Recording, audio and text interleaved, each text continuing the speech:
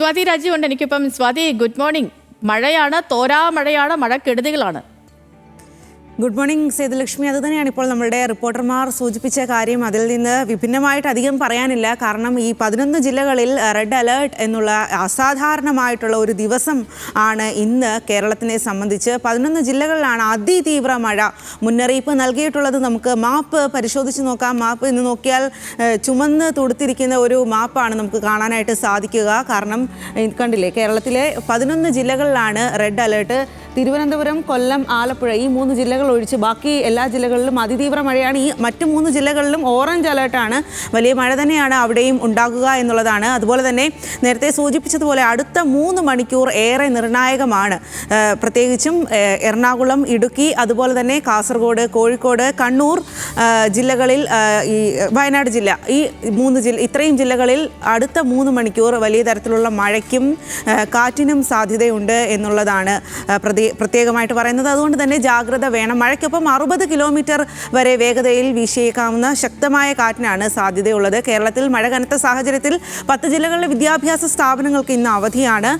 അതുപോലെ പ്രധാനമായും ശ്രദ്ധിക്കേണ്ട കാര്യം, പ്രധാന റോഡുകളിലെ വെള്ളക്കെട്ട്, വാഹനങ്ങളിലെ കാഴ്ചമങ്ങൽ എന്നിവയ്ക്ക് സാധ്യതയുണ്ട്. ഗതാഗത കുരുക്കുണ്ടാകാം. താഴ്ന്ന പ്രദേശങ്ങളിലും നദീതീരങ്ങളിലും വെള്ളക്കെട്ട്, വെള്ളപ്പൊക്കം എന്നിവയ്ക്ക് സാധ്യതയുണ്ട്.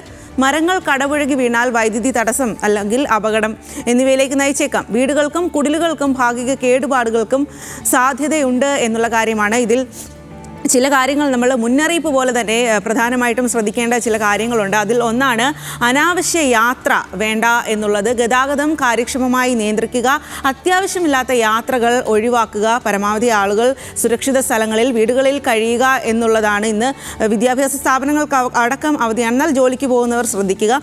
മറ്റൊന്ന്, ഉരുൾപൊട്ടലിനും മണ്ണിടിച്ചിലിനും സാധ്യതയുണ്ട്. അതുകൊണ്ട് അധികൃതരുടെ നിർദ്ദേശങ്ങൾ പാലിക്കുക. അവർ പറയുന്നത് പോലെ മാറി താമസിക്കാൻ പറയുകയാണെങ്കിൽ എത്രയും വേഗം തന്നെ മാറി താമസിക്കുക എന്നുള്ളതാണ്.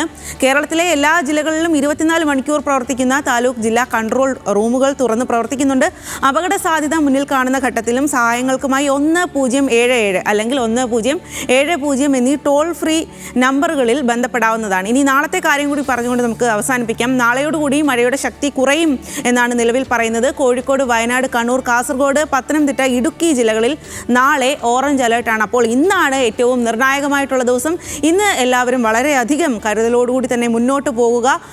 അപകടം ഒന്നുമില്ലാത്ത തരത്തിൽ വീടുകളിൽ തന്നെ കൂടുതലായി സുരക്ഷിതമായി കഴിയാൻ ശ്രമിക്കുക എന്നുള്ളതാണ് സേതുലക്ഷ്മി ഇന്ന് ശ്രദ്ധിക്കേണ്ട കാര്യം. നമുക്ക് നാളെ കാണാം. സ്വാതി, അപ്പോൾ ഇന്നത്തെ കാലാവസ്ഥ വിവരങ്ങൾ ഇങ്ങനെയാണ്. ജാഗ്രത തുടരണം. ആശങ്കയൊന്നും വേണ്ട. ജാഗ്രതയോടുകൂടി നമ്മൾ മുന്നോട്ട് പോയാൽ മതി.